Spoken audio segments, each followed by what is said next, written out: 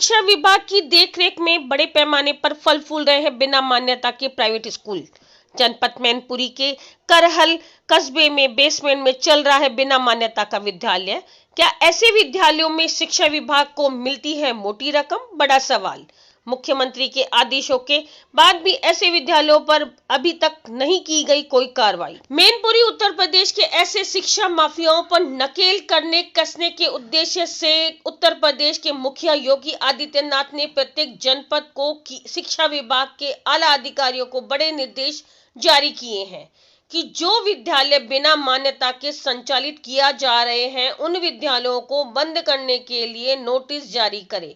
Notice के बाद भी यदि ऐसे विद्यालय संचालित हो रहे हैं तो उन विद्यालयों पर 10 लाख तक का जुर्माना वसूलकर विद्यालय को बंद किया जाए। इसके बावजूद भी जनपद मैनपुरी के ऐसे कई विद्यालय हैं जो बिना मान्यता के ही शिक्षा विभाग की देखरेख में बड़े पैमाने पर फल फूल रहे हैं, जो मुख्यमंत्री के आदेश की धज्जियां उड़ाते हुए दिख रहे हैं।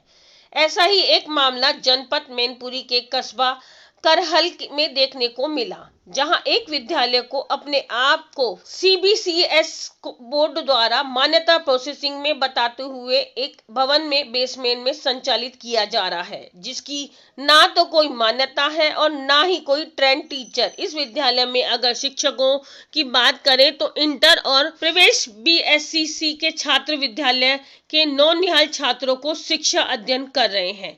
आपको बता दें कि इस विद्यालय का नाम JD किस्ट पब्लिक स्कूल सिरहासगंज चौराहा निरल टंगला सरहते कस्बा कटहल मैनपुरी में इस विद्यालय में प्ले से लेकर कक्षा 8 तक की क्लासेस लगाई जा रही हैं। इस विद्यालय में पहुंचकर जब मीडिया ने जायजा लिया तो देखने को मिला कि एक ही हाल में एक साथ दो कक्षाएं लगाकर एक ही शिक्षा अध्ययन कराया जा रहा है। इस विद्यालय की ना तो NOC जारी की गई, ना ही मानक के अनुरूप कमरे हैं और ना ही ट्रेड शिक्षक।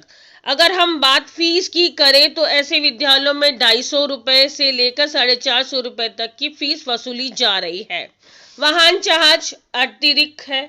अब सवाल उठ रहा है कि बिना मान्यता के संचालित विद्यालय छात्र छात्राओं को अग्रिम शिक्षा के लिए मार्कशीट और TC किस विद्यालय से मुहैया कराएंगे? ऐसे साफ साफ तौर से दिख रहा है कि बिना मान्यता के विद्यालय बच्चों के जीवन के साथ खिलवाड़ करते हुए नजर आ रहे हैं।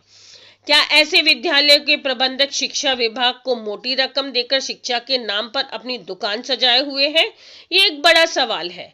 इस संबंध में विद्यालय प्रबंधक की बात की तो किस तरह के अपने आप को बचाते हुए क्या कहते हुए नजर आए।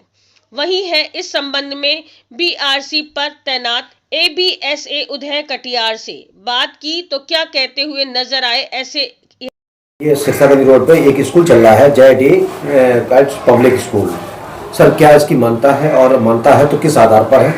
और ये जो है उसमें जो है बेसमेंट में चल रहा है। आपके द्वारा जो जानकारी दी गई, मैं अभी सभी जितने भी मान्यता प्राप्त विद्यालय हैं मैं उनकी जांच के लिए मैंने प्रपत्र तैयार किया है, पर्चे लेटर भी बना लिया है, सभी की मैं जांच करा रहा हूं और इसके बाद मैं रिपोर्ट आने के बाद ही मैं कहना जो है इन पर जो है कार्रवाई जो है। अगर जो बात की जाए तो अगर जो ये इनकी मान्यता साबित नहीं हुई तो सर कैसी कार्रवाई करेंगे आप? निश्चित रूप से पहले तो हम इनको प्रथम नोटिस से निर्गत करेंगे कि आपके द्वारा बगैर मान्यता या कि विद्यालय अगर संचालित किया जा रहा है जो शासनादेश के विपरीत है, यदि आप बंद नहीं करते हैं तो आपके विरुद्ध जो है कई धाराओं में जो है कार्रवाई की जाएगी। हम 2-3 नोटिस जारी करेंगे। इसके बाद हम इन पर जो है जो पेनाल्टी होती है उस पर भी कार्रवाई करते हुए करना जो है इनको हम आगे जो है यानी कि इन पर FIR तक जो है दर्ज कराई जाएगी। आपका? मेरा नाम जुबैर अजीज। कहाँ के रहने वाले हैं सर? करल। अच्छा, ये आपके विद्यालय का नाम क्या है? JD kids public school. ये कब से शुरुआत की है इसकी? सेशन मार्च से अप्रैल से। अगर बात करें विद्यालय में तो विद्यालय में कितने आपके छात्र हैं और कितने ट्रेंड टीचर हैं? मेरे पास तकरीबन 4 से 6 टीचर ट्रेंड हैं और 100+ स्टूडेंट हैं हमारे पास। अगर फीस की बात करें तो फीस क्या मतलब स्टार्टिंग फीस सर 200 से 250 350 के बीच में। कक्षा 8 वालों से कितना लिखते हैं? 450। अगर मान्यता की बात करें तो मान्यता कब आपकी हुई है, और एक आप जो ना बेसमेंट में चला रहे हैं तो कैसे मान्यता मिल गई है आपको? बेसमेंट में क्या है, इससे पहले हमारी बिल्डिंग में चल रहा था, बिल्डिंग में वर्क चल रहा है, इसलिए कुछ दिन के लिए मैंने बेसमेंट में ट्रांसफ़र कर दिया। और रही बात मान्यता की, तो मैं आपको डॉक्यूमेंट दिखा दूँगा। और 100% वर्क चल रहा है सर। जी, अभी मान्यता पूर्ण नहीं हो पाई? हाँ चल रहा है सर, चल रहा है। अच्छा, प्रोसेसिंग चल रहा जी है। जी। जबकि मुख्यमंत्री के ये आदेश, साफ आदेश है कि यदि कोई ऐसा विद्यालय पाया जाता तो उस पर कड़े से कड़ा 10 लाख रुपए तक का जुर्माना है, नोटिस जारी होने के बाद। अब जो भी आदेश दिए हमारे माननीय मुख्यमंत्री जी ने, मैं कोशिश करता हूँ कि उन आदेशों को पूरा करूँ, और जो भी मानक है मैं वो मानक पूरा करूँ अपनी क्षेत्र में। तरन्नुम, किस विद्यालय में आप पढ़ा रही हैं? ये कहाँ पे स्थित है? करेल। अच्छा, अगर बात करें तो आपकी एजुकेशन क्या है? एजुकेशन क्या है? 12th पास कर लिया। 12th पास कर लिया है। किस क्लास को पढ़ा रहे हैं आप? हम UKG, LKG, नर्सरी। तीनों को पढ़ाते हैं। 12th पास कर लिया है। आगे पढ़ाई कर नहीं कर रही हो? हाँ, आगे पढ़ना चाह रही थी लेकिन एडमिशन नहीं मिल पाया, थोड़ा लेट हो अच्छा, गई। चलिए ठीक है। अच्छा, क्या अगर जो बात करें तो इन बच्चों की फ़ीस क्या लगती है? ऐसे ही 350। 350 रुपये। आना जाना किराया भी है, किराया होगा इसमें। उसी में शामिल है क्या?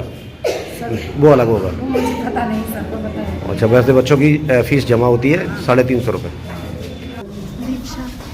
दीक्षा जी, आप किस किस क्लास को देख रही हैं? हम नर्सरी को देख रहे हैं, LKG में ओरल चला रहे हैं, UKG में ओरल चला रहे हैं। एजुकेशन बोले तो क्या है? एजुकेशन BSc फर्स्ट ईयर है। BSc first year. अच्छा, तो इनको सही तरीके से देखते हैं। कितने आपके विद्यालय में कितने छात्र हैं? हाँ, हमारे नर्सरी में 64 बच्चे हैं, हाँ, अभी आ नहीं रहे, और बाकी 150 बच्चे हैं। 150 बच्चे। पूरे विद्यालय में कितने बच्चे होंगे? पूरे विद्यालय में लगभग वही होंगे 220 बच्चे। 220 में। कहाँ के रहने वाले हैं? यहाँ किस क्लास को पढ़ा रहे हैं आप? LKG, UKG, first, second. आपकी एजुकेशन क्या है? 12th। 12th में। ठीक।